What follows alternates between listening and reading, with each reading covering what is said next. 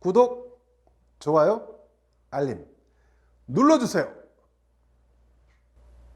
네 번째 인물 가볼까요? 제가 네 번째 인물은 요즘 이제 언론에서 잘 조명받지 못하고 있는데, 만약에 지난번에 그 전국을 포레스트 검프처럼 뛰는 이 상황이 지금까지 아마 이어졌다 그러면 엄청난 주목을 받았을 겁니다. 네, 근데 지금은 뛰지 않고 계신데, 안철수 전 대표, 제가 이제 안철수 대표를 굳이 네 번째 인물로 선정을 한 것은 서울시장 관련돼서 지금 현재 야당 미래통합당에서 그나마 좀 후보로 낼 만한 적합한 인물로 부상하고 있고 거론되고 있기 때문입니다. 근데 미래통합당 안에서 아까 말씀하신 대로 뭐 당은 여전히 지지부진한데 서울시장이다 부산시장이다 뭐 이렇게 뭐 출마하려고 준비하는 분들이 꽤 있나 봐요. 네, 맞아요. 서울시장 같은 경우는 어떤 분들이 준비를 하고 있나요?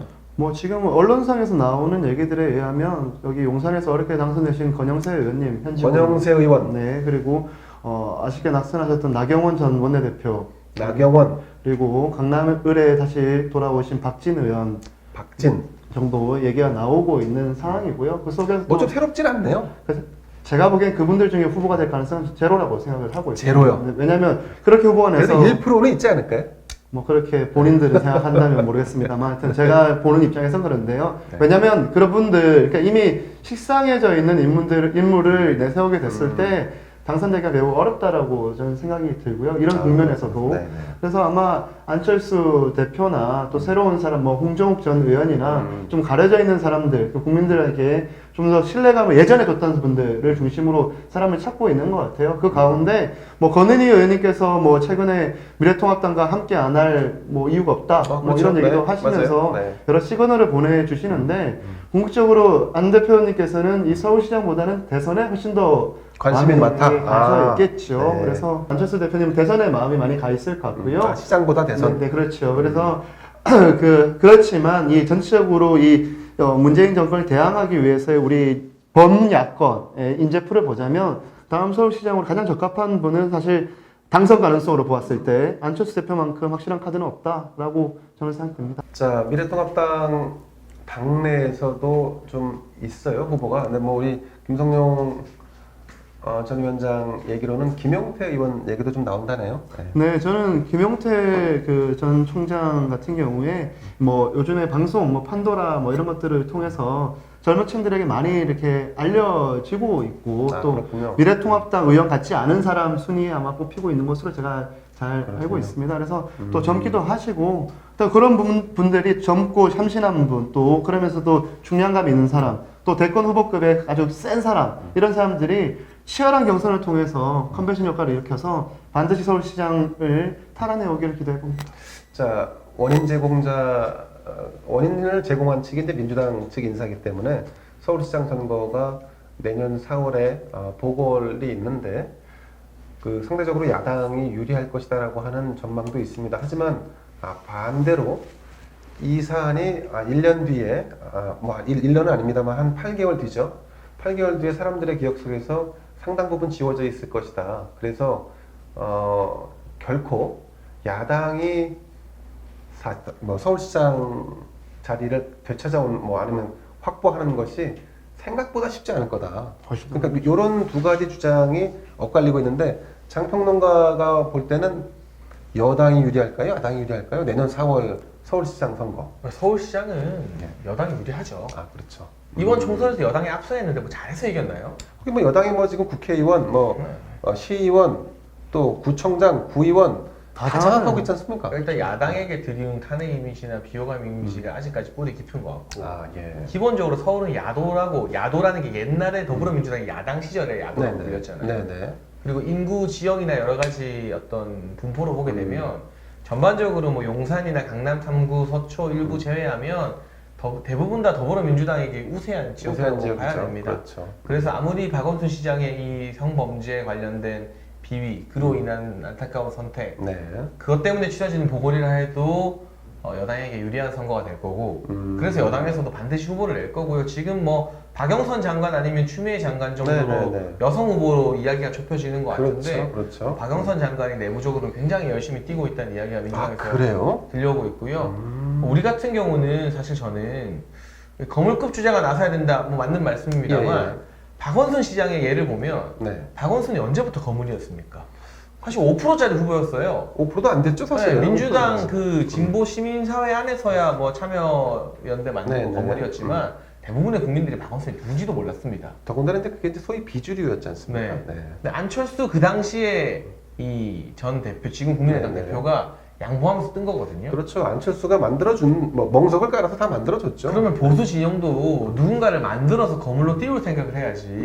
이미 거물이라는 건 존재감이 있지만 반면에 그만큼 식상함이 있다는 그렇죠. 뜻이거든요. 맞아요. 저는 안철수라는 이름 세 글자도 이제 많이 식상합니다. 아, 본인이 그렇군요. 새로운 변화를 보여주지 않는 이상. 지금 차라리 언론에서 조금씩 회자되고 있는 네. 조은희 서초구청장. 아, 서초구청장. 서울 시내에서 유일한 미래통합당 구청 소속의 구청장이죠? 네, 뭐 지난 지방선거에서 강남도 뺏겼는데 네, 다 맞습니다. 뺏겼는데 유일하게 딱 한 명 당선된 게 조은희 서초구청장이에요. 아, 역시 언론인 출신이 강해. 쎄. 그리고 이 조은희 구청장 같은 경우는 굉장히 지역 밀착된 정책으로 지역 주민들의 찬사를 많이 받았어요. 뭐 그렇죠, 맞습니다. 요새 버스 정류장에 전부 다 여름에는 그늘막 설치되고 예. 겨울에는 이 난로 같은 게 설치되잖아요. 네, 맞습니다. 네. 그거 처음 도입시킨 게 조은희 구청장으로 알고 있거든요. 아, 그게 조구청장이 처음 한 거였어요? 그걸 보고 지자체 주민들의 호응이 커지자 다른 데서 다 따라한 걸로 저는 알고 있습니다. 아, 난 박원순 시장이 한 줄 알았네. 아니네. 조은희 구청장이 하신 거군요. 서초에서 제일 먼저 해서 아, 다 따라한 그렇군요. 거예요. 네. 같이 구청에서. 그러니까 이런 분 같은 경우를 우리가 적극적으로 못 키워줄 이유가 뭐가 있냐. 맞습니다. 뭐 사람은 인물은 만들기에 따라 전국적인 지명도라는 거 한 달이면 만들어지는 거예요. 사실은. 맞습니다. 김종인 위원장 같은 경우도 그런 국면에서 좀 참신한 인물들에 이번에는 좀 방점을 찍고 있을 것 같고 저는 개인적으로 뭐 친한 분들 네. 굉장히 뭐 현역이나 아니면 이번에 아깝게 낙선한 분들 중에 많습니다만 예. 부산시장 같은 경우는 사실은 이 보수 진영의 낙승이 예상되는 선거예요. 아, 그런가요? 그래서 내부적으로 누가 나와도 뭐 음. 공정한 경쟁을 통해서 누가 나오든 제가 토를 달고 싶은 마음이 없는데 예. 서울시장 같은 경우는 누가 나와도 불리한 선거라면 아, 예. 우리도 새 인물 한번 키워보자 이런 음. 관점에서 접근하는 것도 좋지 않을까 하는 생각이 듭니다. 그러니까 내년 4월 서울시장 보궐선거가 있고 나서 사실은 또 1년 뒤에 바로 선거가 있어요.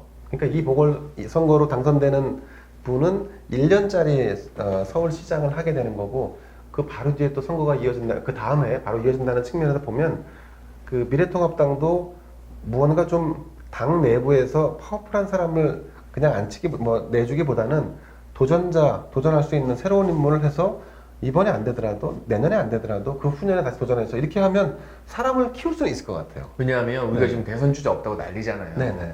이런 방식으로 뭐 3선했다가 낙선한 사람, 낙선 계속하다가 4선된 사람, 아, 예. 뭐 이런 사람도 계속 키우면 우리는 대선 주자 대체 언제 키울 거냐는 거죠. 맞습니다. 사람을 안 만들면. 그러니까 미래통합당 김종인 비대위원장이 좀 이런 좀 새로운 그 공기, 새로운 의견들을 많이 좀 수용을 했으면 좋겠습니다. 서울시장 그 보궐선거는 아마 그 이듬해 있을 2022년 3월 9일에 있을 대선의 바로미터가 될 가능성이 높습니다.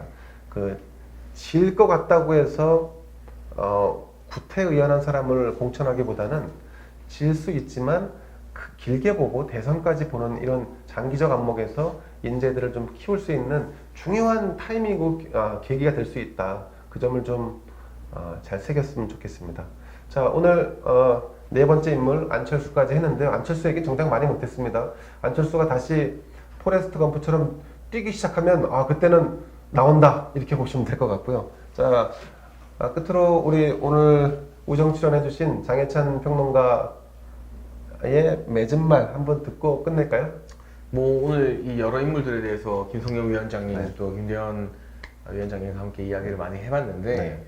참 그 인물이라는 걸 만들기가 이렇게 쉽지 않구나. 그렇죠. 사실 우리가 오늘 이야기한 인물 보면 한동훈 검사장은 검사고요. 그렇죠. 뭐 안철수 그리고 그 앞에 있었던 인물들 이재명 네. 주요 인물들이 전부 다 여권에 좀 쏠려 있어요.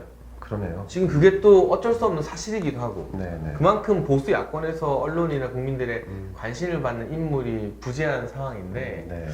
그 인물이라는 게 어디 하늘에서 뚝 떨어지는 게 아니잖아요. 그러니까 저는 이 젊은 사람으로서 지역 나가서 1년 넘게 맨 땅에 부딪혔던 이런 김성영 위원장 같은 인물이나 또 이렇게 핸섬하고 차분한 진행 잘하는 김대호 위원장 같은 이런 인물이나 감사합니다. 이런 인물들을 우리가 만들어서 좀 키워야 우리도 저쪽에서 이낙연이 어떻고 이재명이 어떻고 김경수가 어떻고 너무 부럽지 않습니까? 부럽죠. 네. 근데 그런 부러운 장면들을 우리가 10년 뒤, 20년 뒤 계속 부러워만 하고 있을 게 아니라면 뭐 미래통합당 지도부가 되었건 보수를 지지하는 당원이나 국민 여러분이 되었건 새 인물 찾고 키워주고 밀어주는데 적극적으로 관심을 기울여야 될 그럴 때라고 씨앗을 뿌려야 될 때라고 생각합니다. 맞습니다.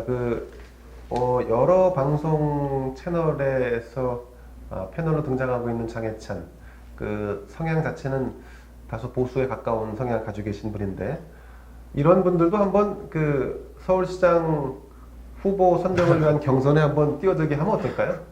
저는 대창사합니다. 그렇다면 저는 아니, 열심히 그러면 참모로서 그럼 이렇게 합시다. 우리 셋 다 한번 해볼까 그냥? 아니면 저는 장혜찬 참모하겠습니다.